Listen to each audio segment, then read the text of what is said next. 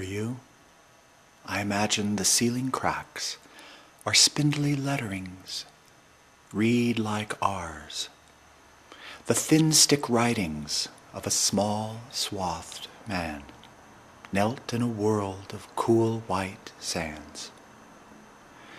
For you, I imagine the wind comes up, and that white desert swim, and that you say to yourself, oh boy, where to begin? Where to begin? Sleep doesn't come easy for you tonight. Not with the scratchings of pens in the walls. Not when there's books to be bound and found, equestrian stories to be furnitured in, and pale green Marys to be lined up and pressed onto cracked bluing pages. Not when there's fidgety onion skins left whispering next to the open window, and anxious parchment papers left like fussed-over fans on the long wood table. Not when there's quoting spooks in the hall, pulling hardbacks from your bookcase. And what about the weeping marbled cards on your floor of scattered M's and N's that need the names of strangers embossed on them in silver? And what about the drawers of restless letters that try to create words on their own? Oh no, sleep doesn't come easy tonight. Not when birch bark, hair, grit, and sap need to be squeezed and woven into being. Not when opuses about hometowns and civil wars and whores and large families are being written by everyone's niece and nephew at this very moment. For you, I imagine most cities are cluttered with too many T's and too many H's, that to you there are too many horrible thises and that's around, too many telephone poles and lines, too many gates and fences and bars, too much crosshatching. And to what effect but T after T and H after H?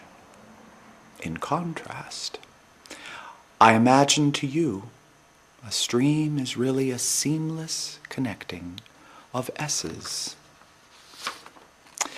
and that the smattering of rocks deposited so richly along its banks are really yards of ancient O's, from boulder to pebble, skipper to sand.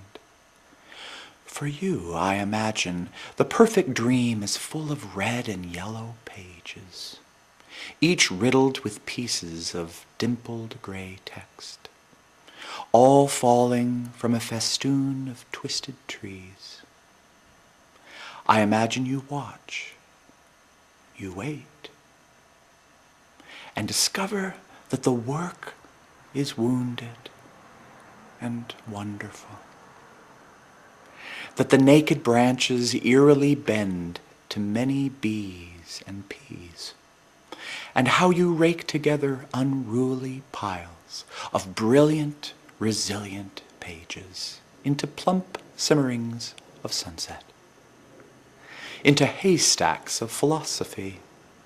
Then lean on the rake, lean and lean, calling it a good day's work.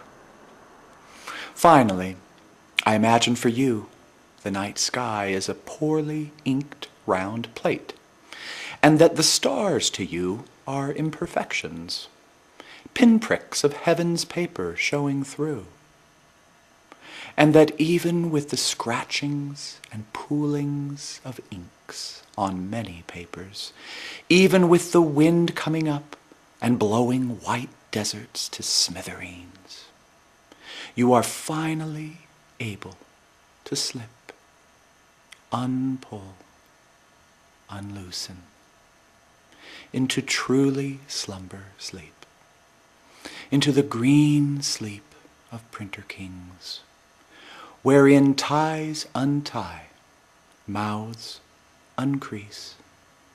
Your hands make lazy elliptical O's. Your knees pull up gentle, halfway, till your legs are the double L's of well and shall. And a woman beside you loosens, quiet, to the shape of a softly curled K. Sleep has come in the perceptible swoon of the densely flocking black swan night. The king and queen both shift left like tired, synchronized swimmers